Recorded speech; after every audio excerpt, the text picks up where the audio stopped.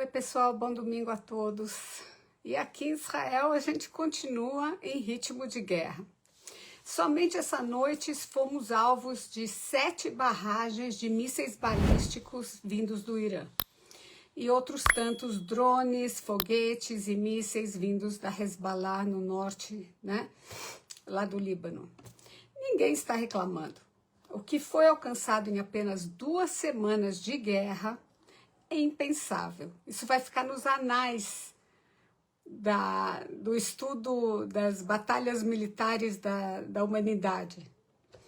Não tem nada similar em que o líder inimigo e todo o seu gabinete e toda a sua entourage e todos os líderes do exército foram mortos no primeiro dia. Isso não existe. O sucessor dele, o filho dele, ainda não foi visto. Ele fez supostamente um discurso que foi lido por uma porta-voz lá deles e quem foi empossado como líder foi a sua foto. Depois disso vieram com um recorte de cartão com a imagem dele em tamanho natural. Como no desenho animado do South Park, quem conhece. De acordo com as estimativas do exército americano, 90% dos mísseis balísticos e 95% dos lançadores dos mísseis foram destruídos. As principais sedes da Guarda Revolucionária Islâmica foi destruída, e também do Basij. E os pontos de checagem foram devidamente explodidos. E essa tem uma variada, com a ajuda do povo iraniano, que começou a enviar a localização deles para o exército americano. E também acho que de Israel. Na sexta-feira, os Estados Unidos começaram um ataque aéreo significativo na ilha de Karg. É o principal centro da exportação do petróleo do Irã, atingindo mais de 90 instalações militares, mas poupando a infraestrutura petrolífera. Essa ação teve como objetivo suprimir as capacidades militares do Irã e pressionar o país a reabrir o Estreito de Hormuz, que eles fecharam, ao tráfego marítimo internacional. Por isso que os preços de petróleo subiram. Mas assim que os Estados Unidos acabar com a festa e depois esse regime, todo o petróleo do Irã vai retornar ao mercado internacional sob a égide dos Estados Unidos e os preços vão cair tranquilamente. Então agora esse regime está sem dinheiro, sem exército, sem liderança e sem armas que permitam a sua manutenção. Sim, houve mortes, já houveram mortes do lado americano, mas elas foram todas desvinculadas do fronte de guerra, Mesmo assim, apesar de todas essas conquistas, ouvimos as condenações e reclamações de figuras como o Tucker Carlson e a Candace Owens em seus podcasts e aparições em público. É incrível como alguém que antes gozava de super boa reputação, confiabilidade, respeito alheio, pôde trocar tudo isso por mais cliques na mídia social. Sua única fonte de renda desde que os dois foram chutados da Fox News, Para quem no Brasil nunca ouviu falar de Tucker Carlson ou Candace Owens, eles são 2 auto-intitulados conservadores de direita que ultimamente não perdem uma só oportunidade para vomitar seu ódio antissemita. O Tucker Carlson, por exemplo, chegou aqui em Israel para entrevistar o Mike Huckabee, o embaixador americano aqui em Israel, e se recusou a entrar no país. Ele ficou no aeroporto só. E ainda teve a pachorra de falar que foi maltratado e tudo. E tem vídeo dele se fotografando com as pessoas da alfândega. E, quer dizer, uma pura mentira.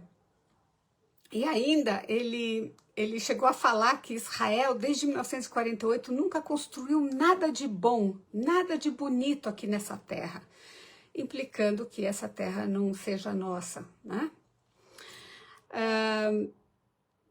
Quase todos os dias aparece um artigo sobre cada um deles. na mídia, detalhando mais uma acusação absurda, ultrajante, sempre dirigida contra os judeus e Israel. A mais recente, no que diz respeito a Tucker, foi a alegação absurda, agora se segurem, de que a organização Beit Chabad é a responsável pela guerra. Gostaram dessa?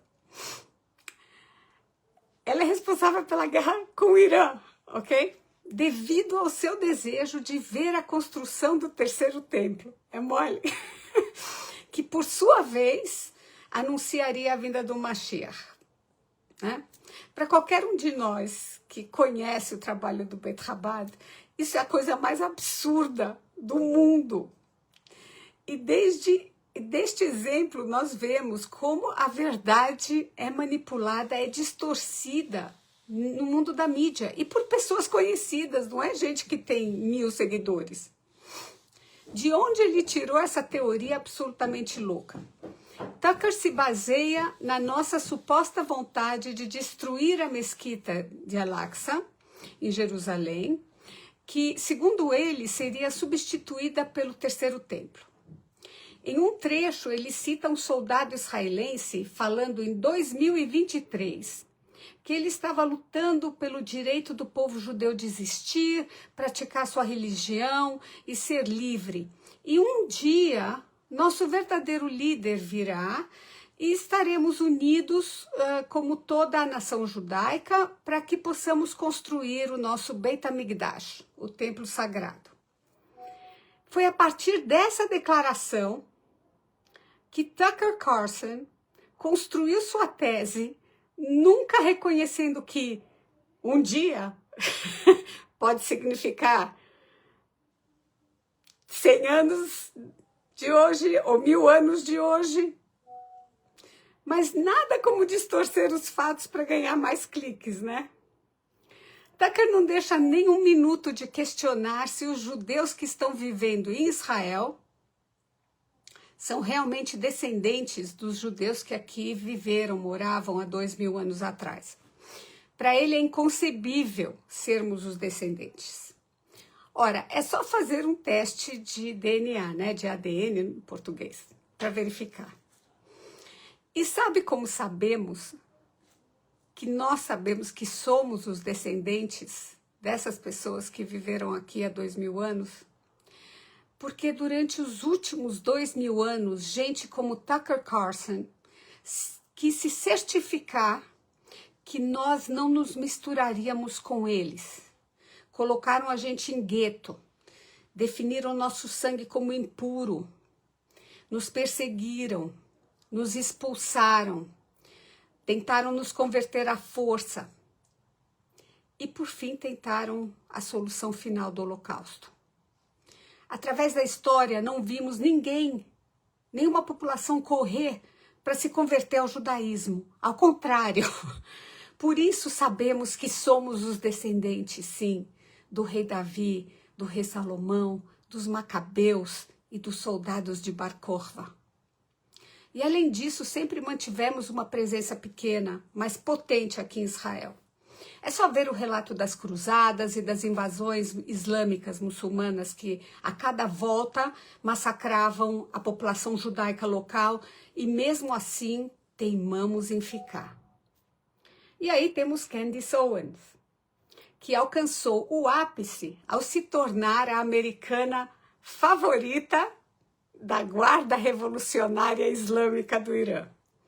Por mais incrível que pareça, a Guarda Revolucionária considera as palavras de Owens tão boas que deram a ela espaço na mídia em língua persa. Eles traduzem o que ela fala simultaneamente, amplificando suas teorias de conspirações absurdas, que, assim como as de Tucker, culpam os israelenses por fabricar um pretexto para a guerra com o Irã, lucrando com o caos regional sem fim. É, porque a gente lucra. Vem ver aqui os preços do jeito que estão. Sem qualquer fundamento sólido, Ela afirma acreditar que o sionismo é uma ideologia que justifica assassinatos, apropriação e roubo de tudo o que se deseja em nome da escolha divina. Quer dizer, por nós termos sido escolhidos por Deus sob protesto, nós podemos roubar e fazer o que quisermos. Legal, não? Deve ser verdade se ela fala isso, não? Se ela fala, acabou, tá dito. O que não há para gostar se você é membro da Guarda Revolucionária Islâmica, né? Aqui está uma podcaster americana famosa, torcendo pelo seu lado, defendendo sua vitória ao retratar os sionistas como inimigos mortais que não hesitarão em fazer qualquer coisa para vencer. Na verdade, a maldade dos israelenses está anos-luz à frente, de acordo com ela, da dos soldados iranianos, que simplesmente, eles só fazem isso, eles assassinam 30 mil dos seus cidadãos em um dia, por irem à rua protestar, né? É feio protestar contra o regime. Segundo a visão distorcida de Owens, ninguém supera o Estado judeu em termos de nível de depravação, que ela insiste ser cometida por essas almas demoníacas, que são o pior dos piores. Isso nos leva a perguntar por que Tucker e Candace estão se comportando de maneira tão autodestrutiva, sabendo que a maioria das pessoas sensatas, aquelas que tiveram o mínimo de contato com os judeus, vai se horrorizar com as bobagens que os dois estão proferindo. Afinal, não é como se os judeus fossem uma incógnita, não estivessem por aí. Os judeus convivem com os americanos, europeus e todas as outras culturas e civilizações há milhares de anos. Em quase todos os casos, os judeus contribuíram significativamente para o progresso dessas sociedades por meio de descobertas que salvaram vidas, literatura valiosa, tecnologia inovadora e praticamente todos os segmentos dos negócios, do comércio e das humanidades. Esses avanços são utilizados globalmente e nosso desejo é continuar a ajudar quem precisa, apesar de muitos nos rotularem como os pequenos satanás. Mas as pessoas lúcidas que sabem a verdade se perguntam por que essas teorias da conspiração caluniosas estão sendo propagadas por dois indivíduos que já estiveram no auge de suas carreiras e gozavam do respeito de tantos. O ímpeto da fama, de não a perder, de continuar na boca do povo, é desejoso demais para não persegui-la. E isso em detrimento da sua própria reputação. O que estamos vendo, no entanto, é que não precisa de muitos seguidores para transformar essas palavras que os dois proferem em ações. Nessa semana que passou, tivemos um ataque à sinagoga de Michigan, um ataque a uma escola na Bélgica, escola judaica, bombas em várias sinagogas na Noruega e até uma tentativa de demonizar israelenses na Bahia, no Morro de São Paulo, em Itacajé. Com toda essa pressão, ainda continuamos firmes. A gente não tem saída, não temos outra opção. Somos o povo mais resiliente do mundo, porque o mundo nos fez assim.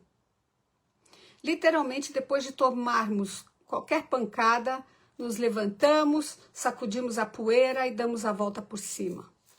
E acreditamos na justiça. Estamos próximos a libertar um povo iraniano das correntes do fanatismo lunático desses ayatolás, e eles sabem disso, e o povo iraniano nos agradece. Não há algo que nos dá mais força do que isso.